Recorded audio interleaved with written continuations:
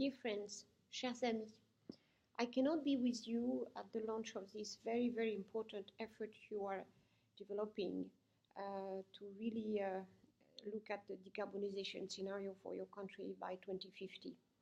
It's a very important exercise, and you may know that I launched in Marrakesh in 2016 a platform to fulfill this component of the Paris Agreement, which is that every country should develop their 2050 pathways before 2020. So I'm really very happy you do that, and I would really love to be with you today.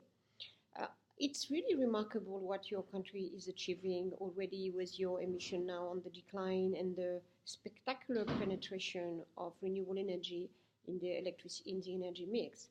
I think we have really to recognize that. And we need Portugal in the next phase for Europe. We need Portugal to push for ambitious targets for 2030 and beyond on renewable energy, but as well on something you should consider probably in your exercise on the source of electricity. And of course, coal is an issue for many countries, and transport and oil in transport.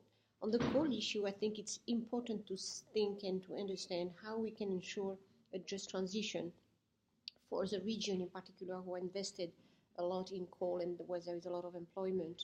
And for the clean mobility as well is of course a transformation on the automotive sector.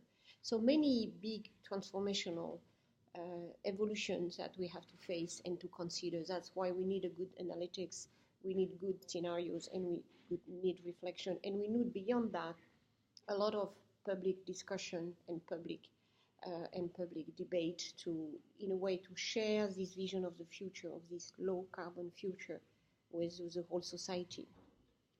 I wanted as well to really put emphasis on the phase we are in, where Europe has to show global leadership. And it's very important because the withdrawal of Trump from the Paris Agreement, even if hasn't shown any country backtracking, that doesn't say that to maintain pressure to increase ambition. And we know we can't stay with the level of the national determined contribution presented in Paris in December 2015. We need to upgrade them. We need to increase ambition. And that's why we need Europe really to demonstrate by example that it's really possible and profitable and good for the society to develop this low carbon economy.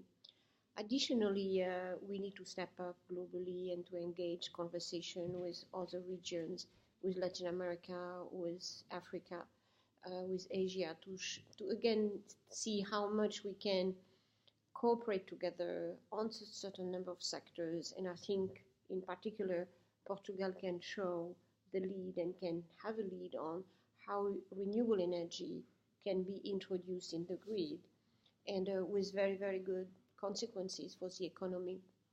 And so on this aspect, being a leader in your own country allow you for the number of bilateral relations Portugal has, and more globally pushing Europe to be more stronger at global level. Portugal has a role to play, even if you can consider that you're a small economy in the European context, but you could be a political force and a powerful force to defend that orientation. You may know that President Macron will invite a summit in December 12 in Paris just to mobilize this coalition of the progressive countries. It's good to participate, it's good to demonstrate leadership at global level, it's good to have the cities, the business, the region all together to face and to consider, imagine this big transformation. So I encourage you. I'm really happy you launched that. I hope Portugal will join the platform. I launched in Marrakesh in 2016 to share its experience with others. And I will wait for your result of your work and your participation to this global discussion. Thank you and bon travail.